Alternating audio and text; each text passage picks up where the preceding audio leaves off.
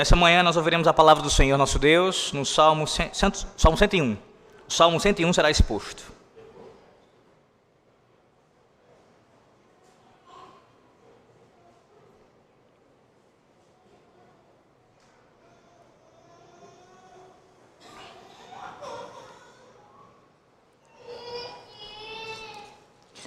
Assim diz a palavra do nosso Deus, Salmo 101, meus irmãos.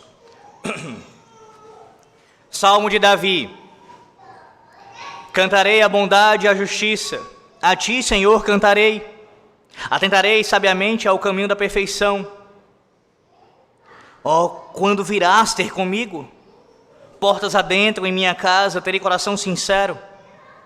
Não porei coisa injusta diante dos meus olhos. Aborreço o proceder dos que se desviam. Nada disto se me pegará. Longe de mim o coração perverso. Não quero conhecer o mal. Ao que as ocultas calunia o próximo, a esse destruirei. O que tem olhar altivo e coração soberbo, não o suportarei. Os meus olhos procurarão os fiéis da terra, para que habitem comigo. O que anda em reto caminho, esse me servirá. Não há de ficar em minha casa o que usa de fraude. O que profere mentiras não permanecerá ante os meus olhos. Manhã após manhã destruirei todos os ímpios da terra, para limpar a cidade do Senhor, os que praticam a iniquidade. Amém. Chegando no final do ano, poucos dias para se encerrar mais um ano, e certamente um dos questionamentos que você tem, assim como eu, é acerca da enorme corrupção que existe no alto escalão do nosso governo. Como é triste, meus irmãos, nós nos depararmos ano após ano com essa mesma realidade, um escândalo após o outro. E os anos passam e parece, pelo menos a sensação às vezes, é como se não tivesse nenhum tipo de perspectiva de mudança quanto a isso. Essas autoridades que deveriam ser o exemplo para nós como cidadãos, os nossos assim chamados representantes, os nossos líderes, muitas vezes, não poucos dentre eles, são os que dão o pior exemplo para nós. E uma das coisas que acontece quando nós olhamos para esse comportamento pecaminoso, essa vida iníqua de vários desses homens, é trazer um certo desencorajamento para nós enquanto Igreja de Cristo. Quantas vezes você não se sente desencorajado pelo mau exemplo destes homens? Quantas vezes, na verdade, você não apenas se sente desencorajado, mas até mesmo alguns entre nós se sente numa certa posição de que se eles podem fazer, por que eu não posso? Se eles podem agir de forma corrupta com coisas tão grandes, pegarem ali um dinheiro que não pertence a eles, usurparem das suas funções, seus ofícios, para os seus benefícios pessoais, o que eu não posso, numa medida muito menor, pontualmente, às vezes, agir dessa maneira? Percebe? Não apenas desencorajamento, mas até, às vezes, uma certa motivação para fazer o mal, uma influência negativa por parte deles sobre nós. Meus irmãos, lidar com governantes ímpios, estar cercado de homens, não apenas no governo, mas em toda a sociedade que agem de forma ímpia, não é algo novo, não é algo que apenas é referente aos nossos dias. Com Davi não era diferente. Aquele que foi considerado o principal rei de Israel, aquele por meio de quem o Messias viria, o homem assim chamado como segundo o coração de Deus, este homem que escreveu este salmo, que compôs este cântico, Davi, também teve que lidar com vários reis iníquos ao seu redor, num contexto de paganismo. E quantas vezes Davi não perguntou: Até quando, Senhor? Até quando o mal vai prosperar? Até quando estes homens agirão assim? Será que vale a pena? Será que vale a pena praticar a justiça? Será que vale a pena manter a retidão, andar em santidade? Será que vale a pena? Olha, meus irmãos, o salmo que se encontra diante dos seus olhos, aqui diante de nós, este salmo aí que você acabou de ouvir a sua leitura, neste salmo nós encontramos nele grande força e estímulo para nós permanecermos no caminho que o Senhor Deus trilhou para a sua santa igreja. Sim, esse salmo nos mostra Davi, o rei Davi, tomando resoluções firmes e decisivas, no sentido de jamais ser abalado no que diz respeito à sua fé e às próprias palavras que saem da boca do Senhor Deus. Sim, em meio a um mundo conturbado, Davi é um rei que faz a diferença. Ele faz resoluções que o ajudam a viver piedosamente em tempos conturbados. Enquanto os demais andam de forma ímpia, enquanto os demais praticam a iniquidade e amam assim viver em seus pecados, Davi resolve viver piedosamente. Davi decide viver piedosamente.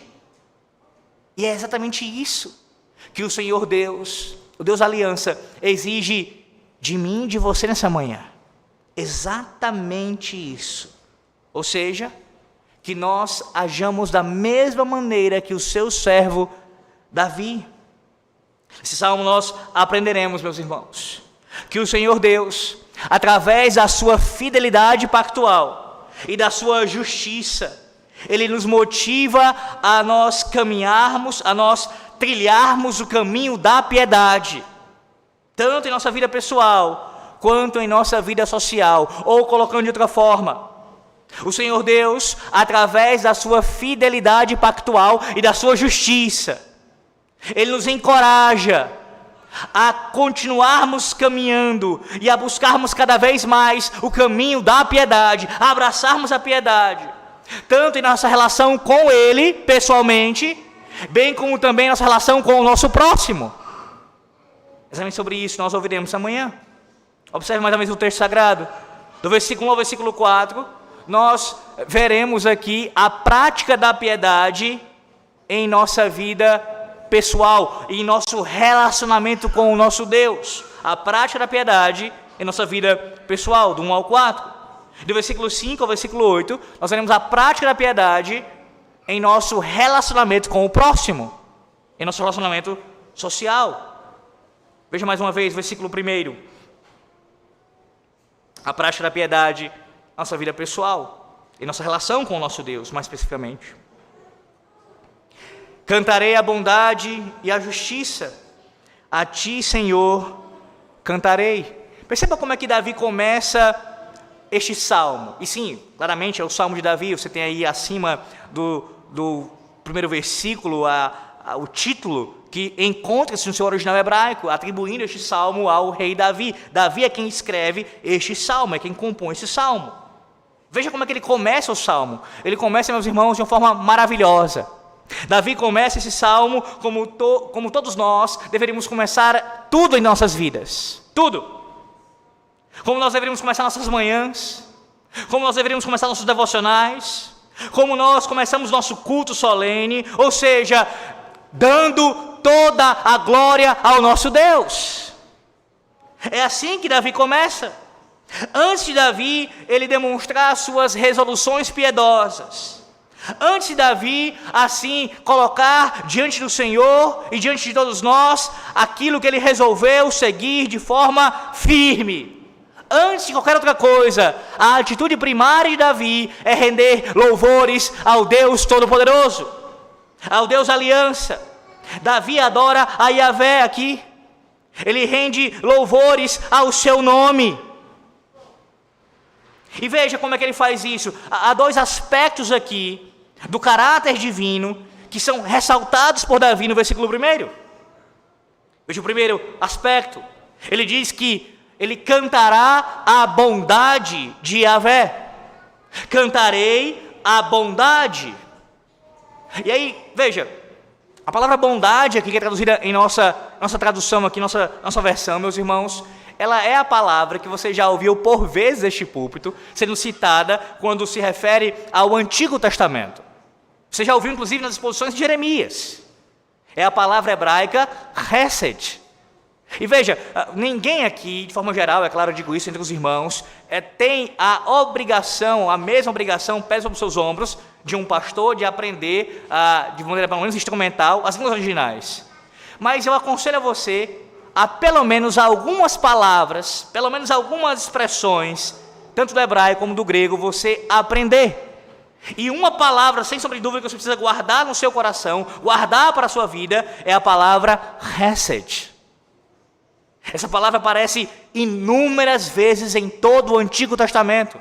E como eu já expliquei para vocês em outros momentos, ela não tem uma tradução fácil de ser feita. Os comentaristas debatem com relação a isso, a como traduzir tão precisamente o significado dessa palavra. Ora ela aparece como bondade, ora ela aparece como misericórdia, ora ela aparece, em nossas traduções, como a ideia de graça. Mas veja, em sua profundidade, em seu âmago, a palavra ela traz a ideia dessa fidelidade pactual de Yahvé. É isso que ela expressa. Em síntese, é essa a ideia da palavra Hesed. Ou seja, é uma referência à fidelidade pactual de Yahvé. E Davi aqui, assim como outros autores bíblicos do Antigo Testamento, está exaltando a Deus, está cantando ao Senhor Deus por causa da sua fidelidade pactual. E meus irmãos, isso tem inúmeras implicações. Ora, quando Davi tem essa palavra em mente, esse aspecto do caráter divino em mente, está adorando a Deus por isso, certamente ele está cantando ao Senhor Deus por causa da sua demonstração de fidelidade para com o seu povo ao longo da história redentiva. Sim, o cuidado de Deus para com o seu povo, desde o princípio. A sua provisão em termos de redenção para o seu povo. Não foi isso que aconteceu desde o Gênesis? Quando o Senhor Deus, ali ainda após o pecado de Adão e Eva, já providenciou o Cordeiro, e não foi o que aconteceu ao longo de toda a história. Certamente aqui, de forma principal, a história na antiga aliança do Êxodo está na mente de Davi. Ele exaltando a fidelidade pactual do Senhor Deus em salvar o seu povo. Por isso ele canta ao Senhor Deus. E qual é o objetivo aqui de Davi? Ora, ele não está ainda falando para nós as suas resoluções piedosas, mas o que ele está aqui demonstrando, o seu exemplo de cantar ao Senhor a sua fidelidade pactual, já é sim, meus irmãos, com o objetivo de cultivar a piedade. Ele canta ao Senhor Deus por sua fidelidade pactual, visando, claro, acima de tudo, a glória divina, mas também o cultivo da sua piedade pessoal.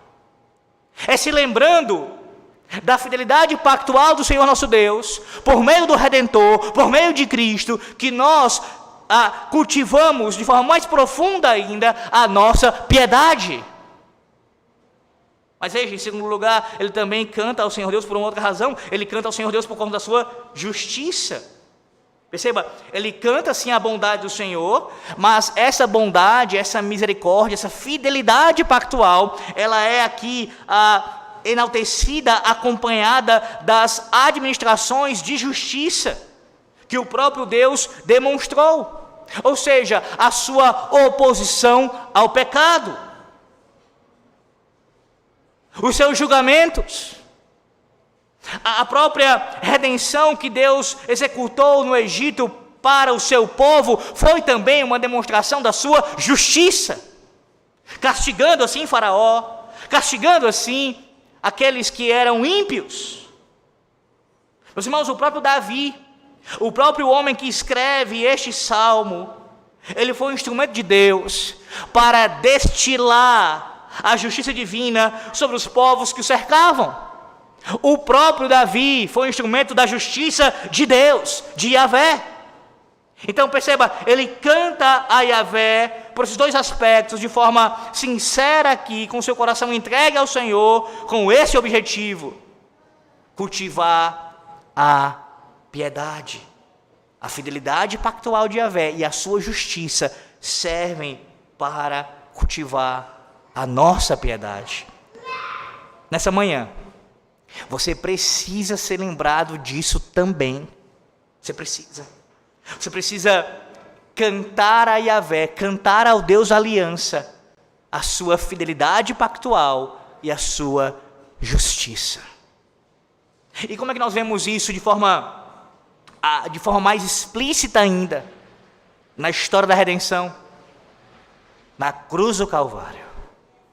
Na cruz do Calvário, nós temos de forma ainda mais, do seu alto fulgor, a fidelidade pactual de Yahvé sendo demonstrada na obra da redenção, do sangue do seu Filho derramado em nosso favor, bem como também a sua justiça sendo executada contra o pecado, contra todos os nossos inimigos.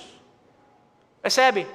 Se Davi tinha várias razões pelas quais cantar a Yahvé, naquele tempo da administração do pacto, quanto mais nós, meus irmãos, quanto mais nós que vivemos agora na nova aliança, que temos mais luz, que temos mais conhecimento, que temos a história da redenção completa, dada, entregue a nós. Então, como você não pode encher os seus lábios essa manhã de louvores, de cântico ao Senhor Deus? Como você não pode cantar ao Senhor Deus? Meus irmãos, e veja, isso daqui precisa ser muito bem ressaltado nessa manhã. Davi não apenas está falando a respeito, Davi não apenas está se lembrando desses feitos, e nesse caso aqui, desses atributos divinos, tudo isso ele está fazendo, é claro, mas ele está expressando isso por meio de canto. De canto. Ele canta ao Senhor Deus. Ele canta ao Senhor Deus. Isso nos ensina muitas coisas. Dentre elas, que através do cântico que o próprio Espírito Santo proveu para nós, sob a sua pena, ele nos deu de forma inspirada, entoando este cântico ao Senhor Deus, há cultivo da piedade em nossas vidas. Quando você pratica o salmodiar, quando você é alguém que alguém que salmodia ao Senhor, que canta ao Senhor os seus salmos, claro, com um coração sincero, com entendimento, você está cultivando a sua piedade pessoal. Percebe o quão importante é você cantar os salmos? Percebe o quão importante é você cantar a palavra de Deus? Percebe o quanto é você fazer isso, não apenas em culto público, mas também em sua devoção particular, individual, não apenas no culto doméstico, mas quando você separa o seu tempo para devocional, para prestar adoração ao Senhor Deus, você também cultiva a piedade, cantando os louvores do Senhor. É isso que você tem feito. Você tem cantado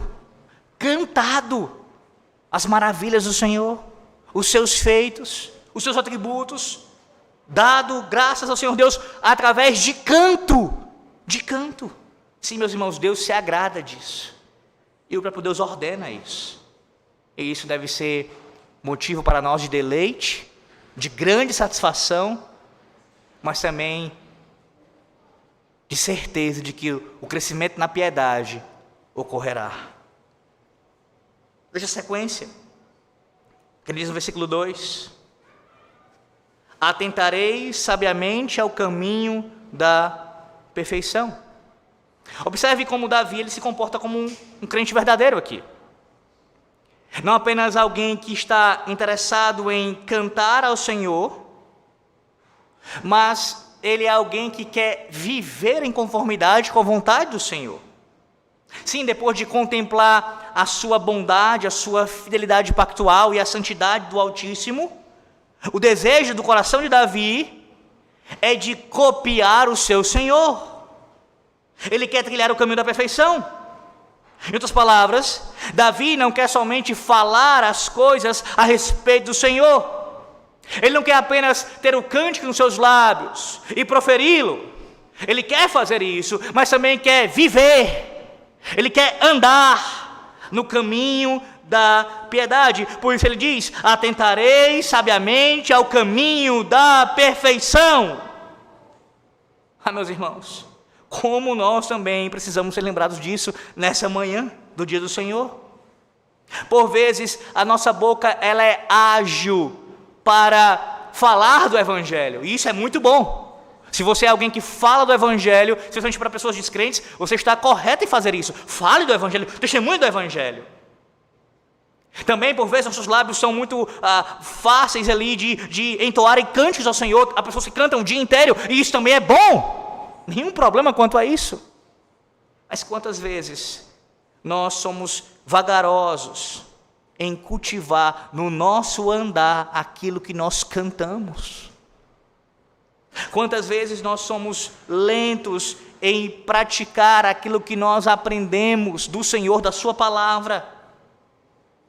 O nosso caminhar, a verdade é essa, está muito longe do nosso falar, do nosso cantar. Davi aqui, logo no versículo 2, ele rejeita essa contradição. Ele quer cantar, mas ele também quer viver. Ele quer entoar louvores ao Senhor, mas ele também quer obedecer a sua palavra. Ele não desassocia as duas coisas. Caso contrário, seria encontrado como um hipócrita. Alguém que canta ao Senhor, mas que não vive em perfeição, de acordo com a vontade do Senhor. Mas observe que o versículo 2, ele também traz uma outra questão importantíssima aliada a isso. Ele diz na sequência, do versículo 2 ainda: ó, quando virás ter comigo? O que Davi está expressando aqui, meus irmãos? Davi, por um lado, ele expressa a necessidade de não apenas cantar, mas de caminhar, de acordo com a vontade divina. Todavia, no mesmo versículo, ele também reconhece que esse trilhar do caminho da perfeição não pode ser feito sozinho. Davi reconhece que sem Deus, ele não pode trilhar o caminho da piedade.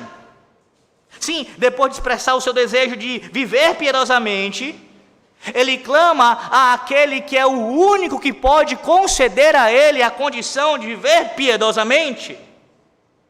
Davi está expressando aqui aquilo que o Senhor Jesus Cristo ensinou para nós, lá em João capítulo 15. Sem mim, nada podeis fazer. Sem o Senhor, sem Yahvé, sem o Deus da aliança, sem a sua obra de graça, seria impossível para Davi, assim como é para nós, vivermos piedosamente. Meus irmãos, mais uma vez, como você e eu, nós precisamos ser lembrados disso. Sim, porque por muitas vezes as orações não são semelhantes às orações de Davi. Elas não são semelhantes à oração de Davi. Nós não proferimos como Davi aqui: ó, quando virás ter comigo, com relação a Yahvé. Quando o Senhor virá ter comigo. Não, nós não dizemos isso. Mas nós dizemos: ó, quando virás ter comigo, casamento tão sonhado. Ó, quando virás ter comigo, cônjuge dos meus sonhos. Quando eu tiver o cônjuge que eu gostaria de ter, piedoso, no caso do homem, piedosa, aí sim, sabiamente atentarei ao caminho da perfeição. Oh, quando virá ser comigo concurso público tão sonhado, quando eu tiver a minha tão sonhada estabilidade financeira, aí sim poderei trilhar o caminho da piedade. Oh, quando virá ter comigo nova literatura teológica, quando eu tiver tal livro em minhas mãos, quando eu tiver tal artigo ou tal livro traduzido, agora sim eu poderei atentar ao caminho da perfeição. Oh, quando virás ter comigo, meu pastor preferido? Meu Baal? Oh, quando virás ter comigo?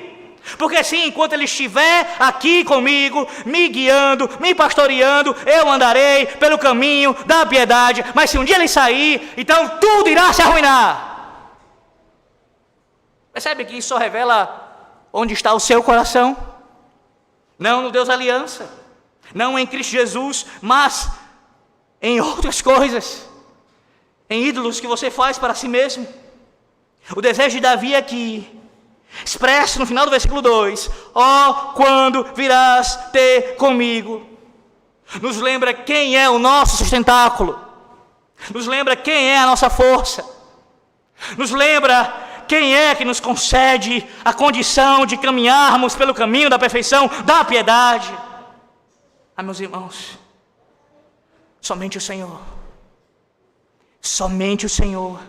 É acerca do Senhor que Ele está falando, e é para o Senhor que Ele está expressando o seu anseio, o seu desejo, que consome a sua alma. Oh, quando virás ter comigo, Senhor? Quando virás?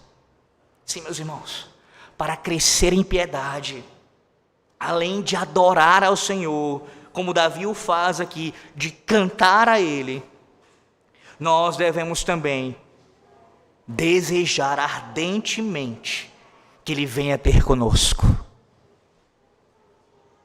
É disso que depende o seu vigor, crente, contra as tentações. É disso que depende a sua firmeza na fé, contra as tribulações, no meio de um mundo tão conturbado, tão iníquo. É disso que depende a sua vida. Oh, quando virás ter comigo, Senhor? Esse é o desejo nessa manhã? É esse o seu anseio nessa manhã? Acima de qualquer outra coisa, de desejo que você nutra e até esteja se planejando para 2025 concretizar, e colocando diante do Senhor isso, ainda que seja algo legítimo, tudo bem, mas acima de qualquer outra coisa, acima de um filho que você deseja, acima de um casamento, acima de qualquer coisa que você acredita que vai contribuir para a sua piedade, o teu desejo, crente, é: Senhor, quando tu virás ter comigo? Ah, meus irmãos, o Senhor tem vindo, tem estado com você. Todos os dias é bem verdade, mas especialmente a cada dia do Senhor. Todo dia do Senhor, pela manhã e pela noite, o Senhor tem estado conosco. E é impressionante como nós ainda conseguimos perceber os bancos tão vazios. Sim, com exceção daqueles que estão numa situação de impossibilidade, porque não vêm ao culto solene por um motivo legítimo, com exceção destes, eu friso sempre. O desejo não é esse. O desejo é: quando virá ser comigo, cama bem quentinha, o máximo que eu puder usufruir. Dormir até tarde para descansar da semana agitada. Ora, o Senhor tem vindo a cada dia do Senhor falar com você. E assim cultivar a piedade na sua vida. A pergunta é: você tem vindo? E vindo com a mesma disposição, com o coração ardente de Davi aqui, de se entregar ao Senhor? Mas não apenas isso. Esse desejo deve estar presente em nossas vidas a cada dia, sim, é bem verdade, e pensando agora de maneira escatológica. Esse é o desejo sincero do coração de qualquer crente verdadeiro. O desejo de parar de pecar. Ah, Senhor, quando virás ter comigo? Quando virás ter comigo para que eu nunca mais peque contra Ti? Sim, se encontrar com o seu Senhor, o que envolve obviamente a morte, a não ser que você esteja vivo quando o Senhor Jesus Cristo voltar. Ah, Senhor, quando virás ter comigo? Quando estarei contigo em Tua presença de uma vez por todas, de maneira plena, e assim não mais pecarei contra Ti. quando virá ser comigo, Senhor? Meus irmãos, diante disso, Davi ele coloca agora alvos específicos para que ele possa crescer na piedade. Você acha mesmo que Jonathan Edwards ele fez suas resoluções tão famosas do nada? Não teve contexto, não teve fundamentação bíblica para assim escrever as suas firmes resoluções? Ora, muito antes de Jonathan Edwards e outros na história da igreja, Davi fez suas resoluções aqui, as suas resoluções que visavam crescer na piedade. Veja, a primeira resolução de Davi aqui, ela é declarada aqui no final do versículo 2. No final do versículo 2 e também na parte A do versículo 4. Quero que você veja. Vamos lá. Final do versículo 2, quando ele diz: portas adentro em minha casa, terei coração sincero. E a parte A do versículo 4, longe de mim o coração perverso. Ele repete aqui a mesma ideia na parte A do versículo 4. Ou seja, a primeira resolução de Davi é que ele resolve firmemente manter-se íntegro na sua vida. Davi resolve firmemente manter-se íntegro na sua vida. Meus irmãos, Davi era um excelente governante. E ele sabia muito bem que aquilo que ele é em sua casa é o que ele seria no campo de batalha. E por vezes, meus irmãos, nós agimos de forma contrária a isso. Por vezes nós somos uma coisa, todos nós, uma coisa na igreja e outra coisa fora da igreja. E nesse caso, nós somos uma coisa em casa e outra coisa fora de casa. E é exatamente por isso que, por vezes, nós sucumbimos miseravelmente às tentações do maligno, pois nós não somos consistentes em nosso caráter cristão. Nós mascaramos a nossa impiedade quando nós saímos de casa. Fazemos isso, infelizmente. Observe a palavra que Davi usa aqui, no versículo 2, e na parte do versículo 4, a palavra coração. Portas adentro, em minha casa terei coração sincero. Versículo 4, parte A. Longe de mim o coração perverso. Você sabe que o significado de coração aqui, no uso dele do Antigo Testamento, é para se referir ao eu como todo. É o homem em sua inteireza. Não é uma menção apenas às suas afeições, suas emoções, mas é o homem completo, com relação à sua vontade, ao seu entendimento, é o homem em sua integridade. E aí ele diz, o seu desejo é que esse coração seja sincero, ou seja, um coração que seja íntegro. E meus irmãos, só é possível manter um coração íntegro diante do Senhor Deus, esse cultivo da piedade pessoal, se nós encharcarmos o nosso coração com as próprias palavras do nosso Deus. Somente assim você conseguirá fazer o que ele diz no versículo 4, ou seja, não ter um coração perverso. O homem cuja mente é dominada pela prática do mal, é essa a ideia. Aquele que tem um coração perverso, a sua mente, a sua alma é dominada pela prática do mal. Como é que é possível você se manter piedoso? Ora, a não ser que você cultive na sua vida, ouvir a voz do Senhor Deus, a sua palavra, guardar os seus mandamentos em seu coração, para que o seu coração não ande de forma perversa.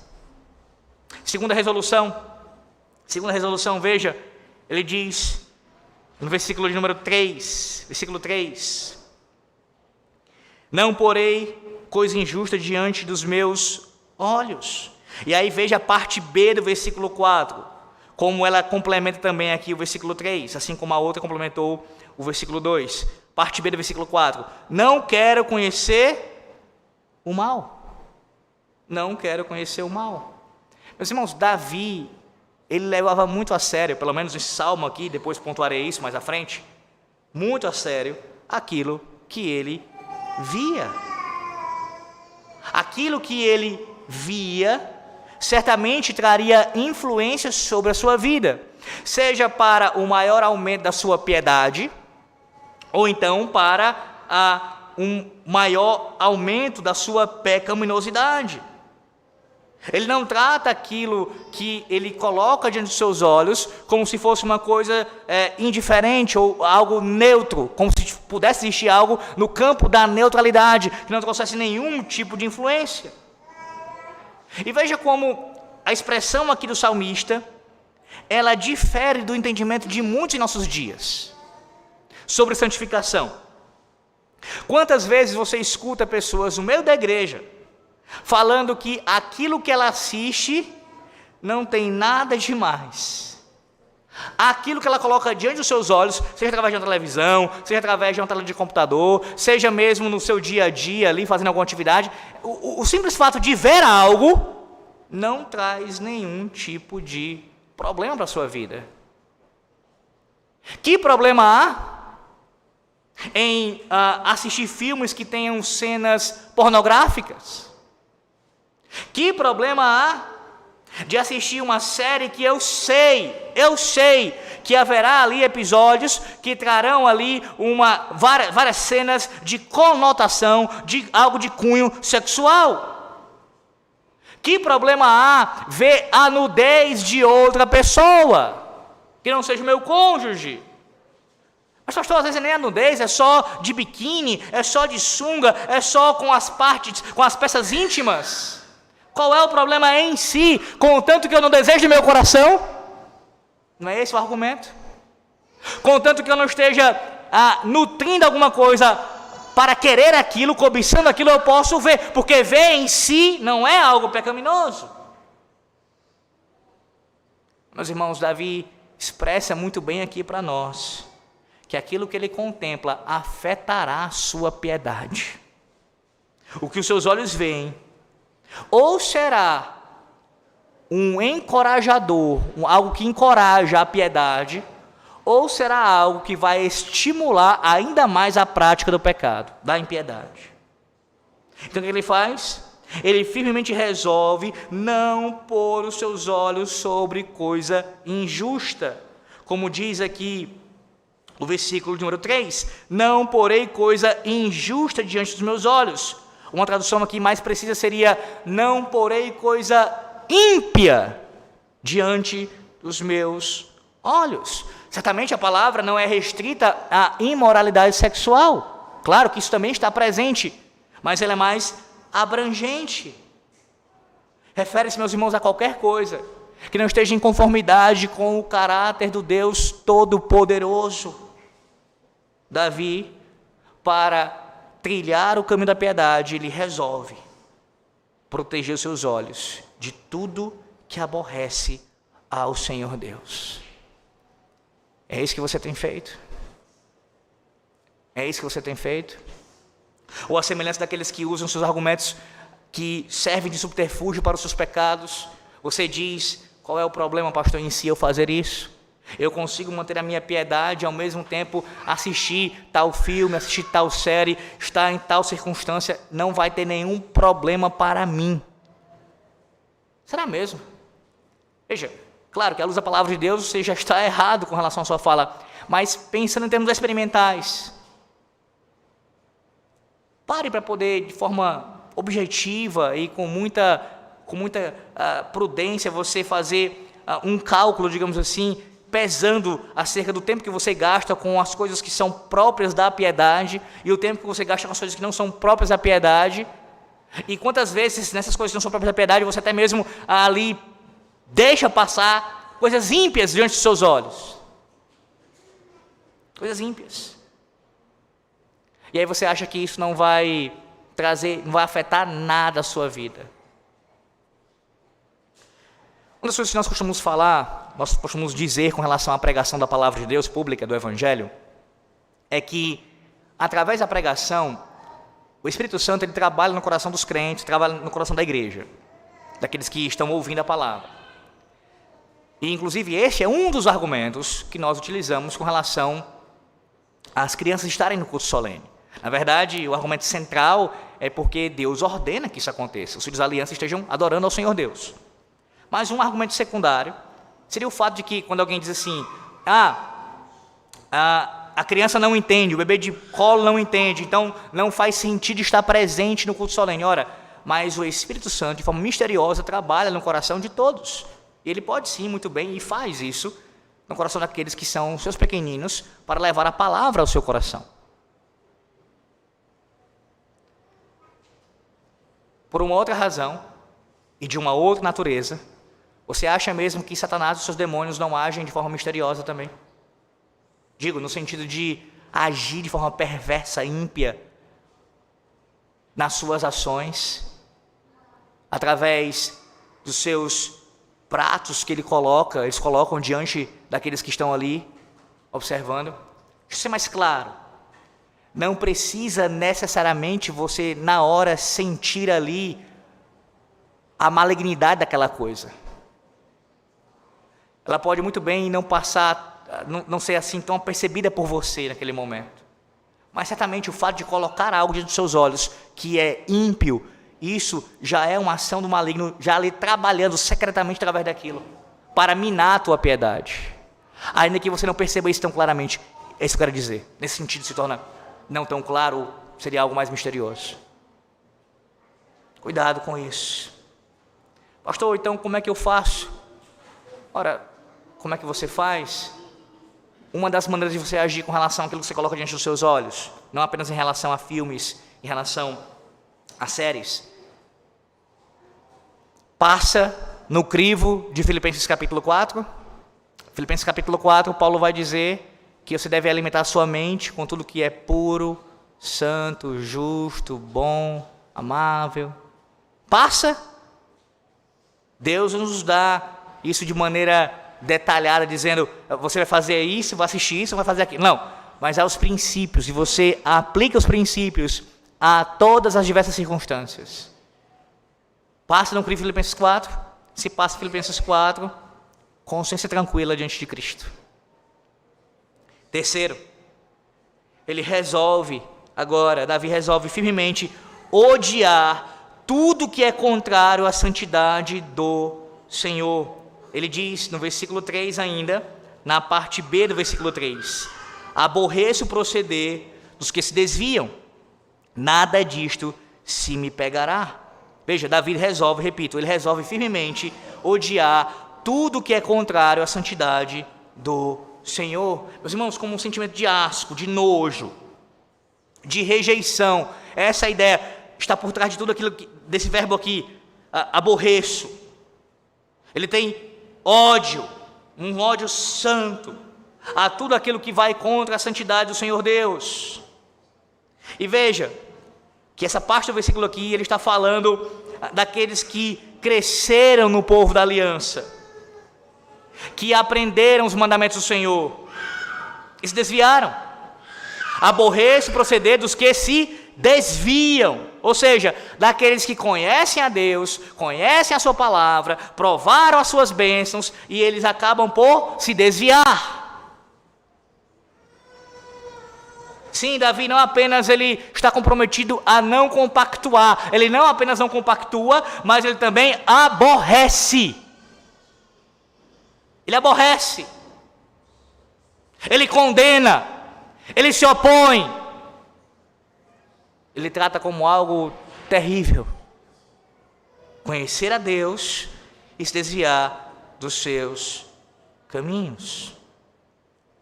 À luz dessa primeira parte aqui do Salmo 101, eu lhe pergunto, é essa que tem sido uma marca na sua vida como busca pela piedade? Você tem buscado a piedade dessa forma como o salmista nos dá aqui? Tem perseguido o caminho da piedade como Davi aqui nos ensina?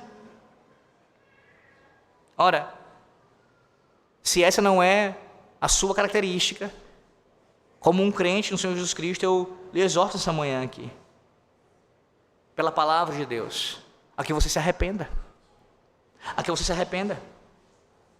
Para que você não seja encontrado como aqueles que se desviam, como aqueles que ouvem a palavra de Deus frequentemente, que provam das suas bênçãos externas do pacto, mas que andam não pelo caminho da piedade, mas pelo caminho da impiedade. Mas, meus irmãos, de maneira última, esse salmo aqui, ele não é sobre as resoluções de Davi. Não é. Pastor, isso não é uma contradição? De maneira última. Ele não é sobre as resoluções de Davi e nem sobre as suas resoluções e as minhas resoluções. Esse salmo aqui, assim como todo saltério, ele é a respeito daquele que não apenas colocou estas resoluções diante de si, mas que foi o único que cumpriu perfeitamente cada uma delas.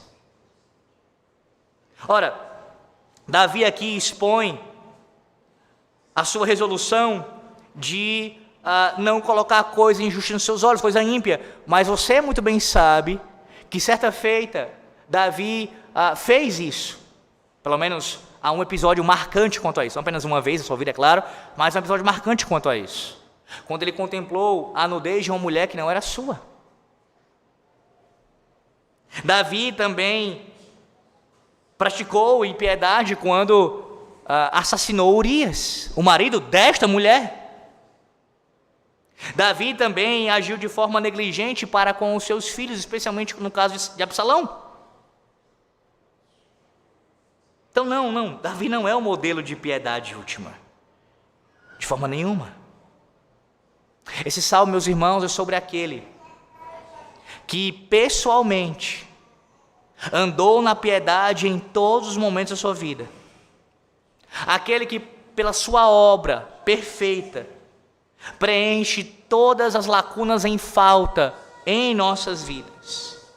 Estas aqui são as resoluções do Senhor Jesus Cristo.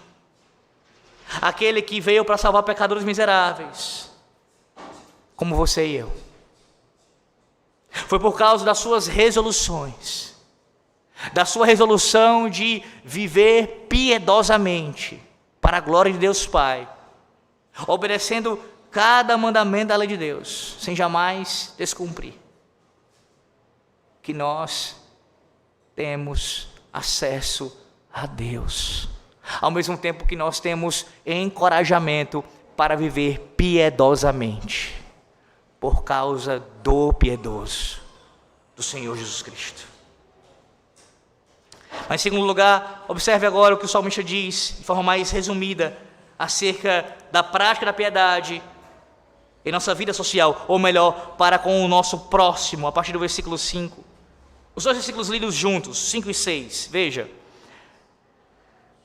Ao que as ocultas calunia o próximo, a esse instruirei. O que tem olhar altivo e coração soberbo não suportarei. Os meus olhos procurarão os fiéis da terra, para que habitem comigo. O que anda em reto caminho, esse me servirá. Qual é a resolução primeira de Davi aqui com relação à sua piedade para com o seu próximo, para com aqueles que são próximos a ele? Ele resolve firmemente não se associar com aqueles que são infiéis. E ao mesmo tempo, buscar a companhia dos fiéis a Yahvé. Vou repetir. Davi resolve firmemente não se associar aos infiéis. Ao mesmo tempo, ele também resolve se associar, andar junto, em comunhão, com aqueles que são fiéis a Yahvé. Note a linguagem do versículo 5. A linguagem do versículo 5 é a linguagem de um executor. Sim, Davi estava disposto a destruir os maledicentes e os arrogantes. Os dois grupos aqui citados.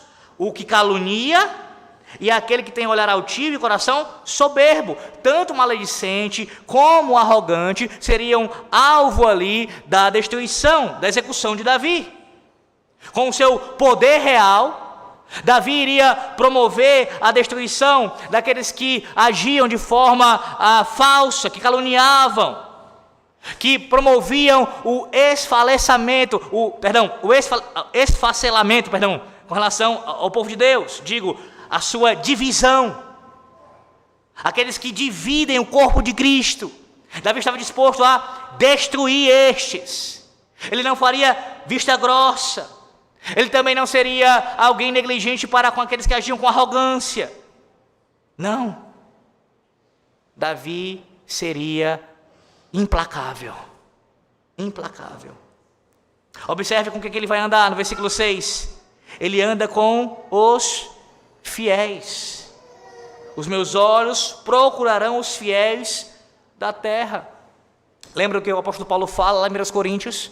Ele reverbera o mesmo ensino aqui do salmista, com relação às más companhias. O que elas fazem? Elas corrompem os bons costumes. Esse é o ensino da Bíblia, meus irmãos. Esse é o ensino da Bíblia que nós ouvimos por muitas vezes, especialmente aqueles que nasceram num lar cristão, ou pelo menos ouviram alguma coisa da fé verdadeira durante sua infância, dos seus pais. Cuidado com quem você anda. Porque mesmo que você não esteja praticando aquilo que ele faz, por associação, você será considerado assim como ele, naquela prática. Davi entende isso. Ele sabe que cercado por ímpios, a tendência de Davi seria qual? Caminhar no mesmo caminho de impiedade deles. Então ele resolve caminhar com aqueles que podem fortalecer a sua caminhada. Ele resolve ter amizades, conselheiros, pessoas próximas que são fiéis a Yahvé. Observe que a preocupação de Davi no versículo 6 não é andar ao lado de homens habilidosos. Veja, isso não é um problema. É claro que não. Mas a sua preocupação maior não é andar com homens que sejam possuídos de um enorme conhecimento, de uma sapiência gigantesca, ou que tenham muitos recursos financeiros, ou que tenham uma habilidade de guerra absurda. Não. A principal característica de Davi observar em alguém ali para ter uma amizade é a sua piedade. Os meus olhos procurarão os fiéis da terra. São estes. Ou seja, para Davi não tinha a história do rouba mais faz. Ele é habilidoso nessa área, ele tem essa qualificação. Não interessa o seu caráter, não. Para Davi interessava sim o seu caráter. Ele dá uma palavra aqui, meus irmãos, acerca das habilidades profissionais. O que importa é andar com aqueles que juntamente com ele herdariam a terra prometida. Não apenas a terra ali física que havia sido já dada por Deus, mas a nova Jerusalém celestial. A nossa confissão de fé, de seu capítulo 26, da comunhão dos santos, seção 2, diz o seguinte: Confissão de fé de Westminster. Pela profissão de fé, os santos são obrigados a manter uma santa... Vou repetir. Os santos são obrigados a manter uma santa comunhão na adoração a Deus e prestar outros serviços espirituais para a mútua edificação, assim como aliviarem-se uns aos outros em coisas externas, de acordo com suas respectivas habilidades e necessidades. Esta comunhão, conforme Deus ofereceu oportunidade, deve ser estendida a todos aqueles que em todo lugar invocam o nome do Senhor Jesus Cristo. A seção 1 desse capítulo da Confissão de Fé fala da nossa união com Deus, nossa união com Cristo. E a base da nossa comunhão com o nosso próximo, com os outros membros do corpo de Cristo, é a nossa união com Cristo. Uma vez que você está unido a Cristo, necessariamente você está unido a quem? Ao corpo de Cristo. Unido à cabeça, você está unido ao corpo. Você faz parte do mesmo corpo. Veja, os termos que a Confissão de Fé coloca aqui, claro, baseados na palavra de Deus, ela é categórica. É um dever, é uma obrigação nós participarmos da comunhão dos santos. Se expressa mais vividamente, mais ricamente no culto solene, mas não é somente neste momento, é também fora do culto solene, que nós praticamos assim a comunhão dos santos. E a comunhão dos santos, meus irmãos, é um instrumento da graça de Deus para a nossa santificação, para que nós possamos crescer na piedade. Agora eu pergunto a você, quais têm sido as suas companhias ao longo da semana? Com quem você mais convive? Com quem mais você anda? Você pode falar como Davi aqui, Os meus olhos procurarão os fiéis da terra para que habitem comigo, o que anda em reto caminho, esse me servirá. Você pode falar isso? Talvez você responda, mas pastor, peraí, vá com calma, porque eu de forma inevitável preciso conviver com ímpios por causa do meu trabalho, por exemplo. A questão não é essa, a Bíblia não se coloca contrário a isso em si mesmo. Paulo mesmo ensina aos Coríntios, você sabe disso, que se nós quiséssemos deixar de viver com os ímpios, no sentido último, teríamos que sair dessa terra. Então não é assim que a Bíblia está dizendo para nós, não é não conviver de forma nenhuma. A questão é o tempo que eu passo com eles e o que é que eu faço durante esse período. Uma coisa é você ter que viver com ímpios no seu trabalho, por exemplo, e se limitar a tratar com eles, a conviver com eles de forma específica sobre aquele trabalho. E assim você ter esse cuidado. E claro, falar do evangelho quando tiver oportunidade, dar o seu testemunho com a sua vida, mas não dar espaço para outras conversas, para uma convivência maior que se alastre, de tal forma que você possa ser influenciado por eles. É esse sentido. Esse é o sentido. Com quem mais você convive? Quem são as suas amizades? Quem são? Ora, quem são os seus conselheiros?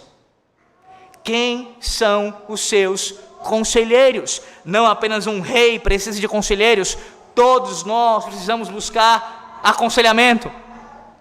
E com quem você busca aconselhamento? Quando você olha para um lado, olha para o outro, a quem você recorre? E eu estou falando além do pastor da igreja, que deve prestar esse serviço a você, obviamente, como obrigação pastoral, com relação aos seus amigos, com relação àqueles que são próximos de você, com quem você anda. Davi, ele resolve não caminhar com os ímpios nesse sentido. Ele resolve se deleitar na comunhão dos santos. Você diga, mas pastor, está difícil se deleitar na comunhão dos santos. Porque os santos, por vezes, não são tão santos assim, pastor. Eles decepcionam, eles me entristecem, e assim eu tenho dificuldades. Para pensar sobre isso. Se você tiver que medir entre como a sua piedade vai crescer mais, você acha mesmo que será na companhia dos ímpios, daqueles que não temem a Deus, daqueles que não confessam o nome do Senhor, que não creem nele? Você acha que a associação com eles será melhor para a sua vida do que andar com pessoas que são crentes a despeito dos seus pecados? Segundo lugar, quando você fala isso, você também se considera, se coloca nessa situação? Porque assim, nem sempre você também é tão santo. Por vezes você também é o motivo da tristeza do outro. Por vezes você também é o motivo do desencorajamento do outro, do seu próximo. Você também é, assim como eu. Por vezes. Então isso não constitui um argumento legítimo. De forma nenhuma. De forma nenhuma. É na comunhão dos santos, irmão. É ferro afiando ferro, que nós iremos também, assim, crescer a nossa piedade para com o nosso próximo. Ouvindo correções, sendo admoestados, sendo encorajados também. É assim. É assim. Na verdade, quando alguém diz isso, ela expressa a pecaminosidade do seu coração. O que ela quer é um falso amigo para bater no seu ombro e apoiar os seus pecados. E o ímpio vai fazer isso, é claro. É claro. Pense numa pessoa que está em rebelião, em desobediência ao Senhor Deus na igreja. E ela for falar mal da igreja para o ímpio. Você acha que o ímpio vai fazer o quê? Via de regra. Ele vai criticar a igreja juntamente com você. É isso mesmo, esse pastor autoritário. É isso mesmo, esses irmãos aí não dão ajuda a você mesmo não. É isso mesmo. Se for alguém que está com problemas com relação aos seus filhos ou no seu casamento, você acha mesmo que o ímpio vai te apoiar? Ou melhor, vai te ajudar na piedade, ele vai te apoiar na tua pecaminosidade. Os fiéis da terra aqueles que andam com o Senhor Deus, por mais falhos e pecadores que sejam, são instrumentos do Senhor Deus para a sua e para a minha piedade. E não poucas vezes, para que a nossa piedade venha a ser cultivada, é necessário ouvir coisas contrárias ao que nós desejamos. Por vezes. Sim, assim como Davi, resolva firmemente andar com o povo de Deus. Resolva, nessa manhã, firmemente andar com o povo de Deus.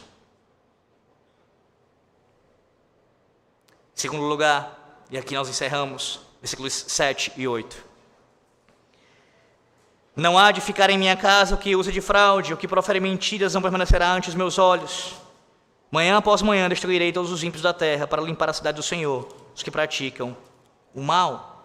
Veja, Davi agora resolve firmemente se separar dos que praticam a iniquidade. Veja que essa ideia já tem sido ressaltada, especialmente também já nos versículos anteriores, mas agora há uma ideia de ênfase aqui. Ele resolve firmemente se separar dos que praticam a iniquidade.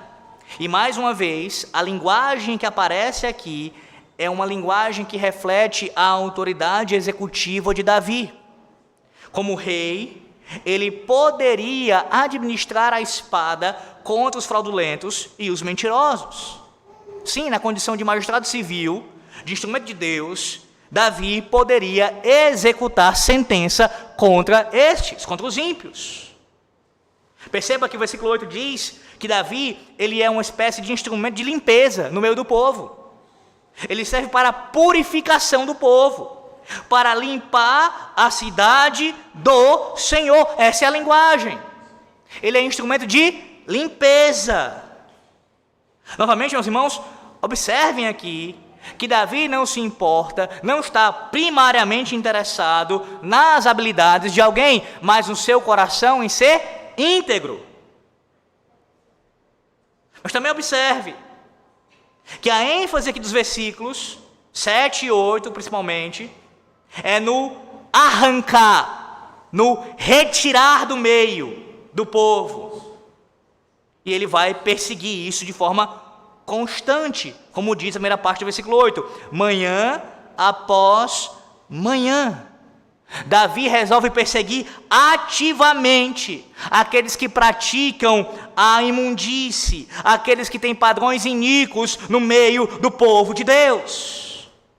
Enquanto o rei de Israel, ele tinha a chancela dada por Deus, a autoridade para promover a piedade social, a piedade no meio do povo, de uns com os outros, através, inclusive, da espada, da disciplina.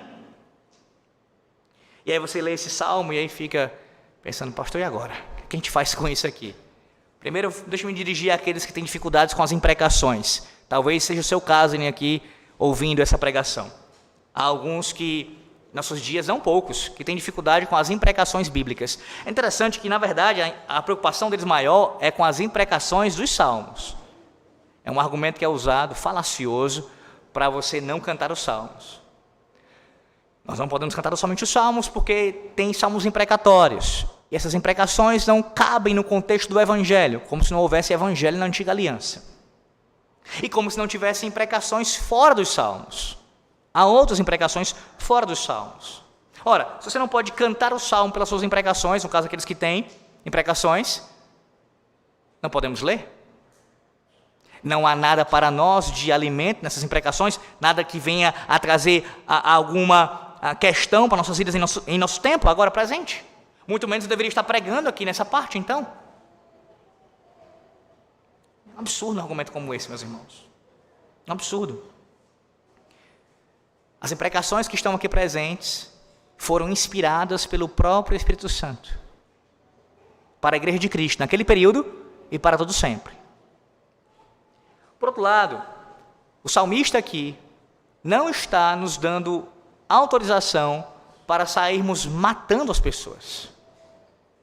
Quando você lê esse salmo e vai cantá-lo daqui a pouco, se Deus quiser, você não vai fazer isso, você não vai extrair esse salmo agora, pronto, eu tenho uma legitimidade para sair e matar mentiroso, matar vários ímpios. Eu posso fazer isso com a minha própria espada, com a minha própria arma. Não. Quem é que compôs o salmo? Quem é que está entoando o salmo? Na condição de que ele está falando isso? Na condição de rei. É o rei representante do Senhor Deus, o seu representante na terra, além daquele período que estava falando isso. Então, na condição de representante, de magistrado civil, ele poderia e deveria executar os seus inimigos, os pecadores impenitentes, aqueles que não se arrependem. Ele poderia fazer isso. Então, uma aplicação legítima desse salmo aqui é acerca do papel do magistrado civil, aquilo que Paulo vai falar em Romanos capítulo 13. O uso da espada. Isso continua acontecendo. Não apenas Davi naqueles dias, mas todo homem que Deus constituiu como magistrado civil, como alguém que está na condição de executor, ele pode e deve aplicar a pena de morte quando assim for necessário. E isso serve como instrumento de purificação, de limpeza. Mas veja, Davi era o quê? Um representante de Deus na terra, governando ali o povo do Senhor. Nós também temos outros representantes, numa outra natureza, de uma outra categoria, que governam o povo de Deus, quanto ao ambiente eclesiástico. Os presbíteros não vão usar a espada, mas usarão o quê, meus irmãos? As chaves. As chaves. Contra quem? Contra os mentirosos, contra os fraudulentos, contra os arrogantes, contra todos aqueles que praticam a iniquidade no meio do povo da aliança. E assim executarão a ordem divina, não levando ninguém para a fogueira, a igreja, o tribunal eclesiástico, mas aplicando a disciplina e expurgando quando for necessário. Nesse sentido, exterminando, ou colocando a linguagem mais precisa, excomungando no meio do povo. Mas veja, você diz assim, pastor, eu já entendi, eu não posso executar porque eu não sou magistrado civil. Eu não posso também, na condição eclesiástica, eu não sou um presbítero. Tem aplicação pessoal? É claro que sim. Todo o texto da palavra de Deus tem. Você e eu, nós temos a obrigação de exterminar, de expurgar, de retirar de nossas vidas, arrancar todos aqueles que possam ser pedra de tropeço no nosso caminho da piedade. Lembra as palavras do Senhor? O Senhor disse, se o teu olho direito te faz pecar, você faz o quê? Deixa eu tratar aqui. Você corta. Se tal pessoa na sua vida é uma péssima influência sobre você, aqui pensando obviamente no caso de um ímpio, que vai ali contribuir para você praticar a impiedade, você corta. Você corta. E é impressionante como há crentes que não entendem isso. Na verdade, procuram sustentar os seus ciclos de amizades com ímpios, ouvindo coisas que não deveriam ouvir, conversando coisas que não deveriam conversar. Aí talvez você responda para mim, mas pastor, tem certas conversas que eu preciso ter. No meu ambiente de trabalho, se eu não tiver essa conversa, eu não fecho tal contrato. Se eu não tiver tal conversa, pastor, eu não consigo vender o meu produto. Se eu não ceder, pelo menos em alguma medida, para ali me relacionar, não me relacionar apenas, mas até mesmo mostrar algum tipo de familiaridade com aquela pessoa, veja, se isso implica em pecar contra Deus, você deveria rever a sua fé nessa manhã. Se você de fato conhece a Cristo. Eu estou falando que não existem assuntos em comum que você pode falar com o ímpio, é claro que existem. Gerais, assuntos gerais. Da política, do esporte, da vida. E aproveitar para apresentar o evangelho no meio disso. Estou falando de você usar o argumento de que para você alcançar algo no seu trabalho, ou seja, lá no que for, você precisa, em alguma medida, negociar sua fé. e ter conversas que são ímpias. Se você tem feito isso, a palavra de Deus lhe chama essa manhã a corar de vergonha. Corar de vergonha. Meus irmãos, vocês não podem, de forma nenhuma, vocês não podem nutrir na vida de vocês relação com pessoas que zombam da cruz de Cristo. Não podem. Esse nível de relação, não podem. O mapa da piedade é simples aqui, pelo menos em termos de compreensão. Na segunda parte. Se cerque daqueles que são fiéis a Yahvé. E se separe, a ponto de arrancar da sua vida aqueles que praticam o mal. Não foi exatamente isso que o Senhor Jesus Cristo fez? Exatamente isso. Não se deixou influenciar pelos fariseus, pelos saduceus. Não se deixou contaminar pela sua geração perversa. De forma nenhuma. Chega no final do ano, como eu já preguei aqui até no ano passado, tempo em que as pessoas gostam de fazer resoluções, né? Resoluções. E olhando para esse contexto de impiedade presente em nosso alto escalão da política e em outras áreas da sociedade, há desencorajamento, como eu falei, há tristeza. Mas nesse texto aqui, você, nessa manhã, é encorajado pelo Senhor Deus a ter uma resolução firme, não apenas para 1º de janeiro de 2025, mas a partir de hoje, a partir de agora. Você é motivado a buscar ainda mais a prática da piedade. Especialmente no ano em que nós tivemos uma conferência sobre este assunto. Nós ouvimos o Senhor Deus falar conosco pelo seu instrumento, pelo seu ministro aqui. Vocês não lembram? Vocês não lembram? 2 sermões, 2 palestras, uma aula, Deus falando através do seu ministro, o pastor Rafael Vasconcelos, sobre a prática da piedade, na pregação da palavra, no ouvir, no caso, dos sermões, na oração, nos sacramentos, no canto dos salmos, na guarda do dia do Senhor. E mesmo assim, faz pouco tempo, foi em agosto, estamos tão distantes disso, meus irmãos. Tão distantes disso.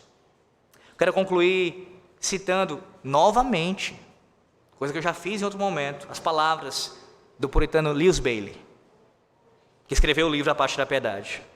Logo no início do livro ele diz: a prática da piedade consiste, primeiro, em conhecer a essência de Deus, e isso com respeito, em primeiro lugar, o diversificado modo de ser, pois nela, na essência de Deus, há 3 pessoas, Pai, Filho e Espírito Santo.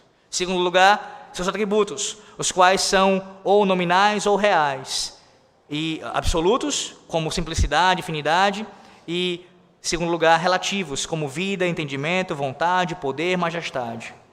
Conhecer a Deus, para que você possa praticar a piedade. Em segundo lugar, consiste em você conhecer o seu próprio ser, com respeito ao seu estado de corrupção e ao de renovação, ou seja, ao seu estado de pecaminosidade. Você precisa conhecer isso, ao mesmo tempo também a obra de Deus na sua vida, através do novo nascimento, por meio do Espírito Santo. Terceiro lugar e último, consiste em glorificar a Deus corretamente. Primeiro, por meio de sua vida, dedicando-se fielmente a servi-lo, tanto privadamente, em seu próprio ser, quanto publicamente, com a sua família, todo dia, e com a igreja no Shabat, o dia de santo repouso semanal, e extraordinariamente com jejum e celebrações.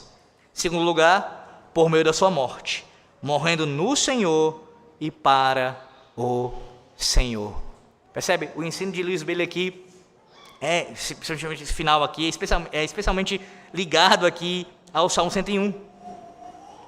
Davi busca a piedade pessoal para com Deus e a piedade para com o seu próximo, claro, diante do Senhor Deus. Essa manhã o Senhor Deus lhe chama ao arrependimento. Se a sua vida tem sido uma vida de impiedade, se você mesmo se encontrando dentro do povo de Deus, visivelmente, vive impiamente no seu coração, você é chamado a se arrepender da sua impiedade. Você escapou da espada de Davi. mas certamente você não escapará do cetro do Rei dos Reis e Senhor dos Senhores. Sim, o Senhor Jesus Cristo, Ele julgará de maneira firme e resoluta todos aqueles que não abraçaram a prática da piedade, mas andaram impiamente em suas vidas. Lembre-se que só é possível quando você é encorajado, motivado, através da fidelidade pactual do Senhor Deus e da sua justiça, para que você possa cultivar a piedade na sua vida pessoal e social. Percebe que esse salmo pode ser cantado por nós, como será agora, com o Evangelho na mente? Quando você conhece o salmo, quando você estuda o salmo, quando você ouve um sermão que lhe clarifica o salmo, como é que você não pode cantar um salmo como esse, que exalta a Deus e nos conduz à piedade? Que Deus os abençoe, em nome do Senhor Jesus Cristo. Amém.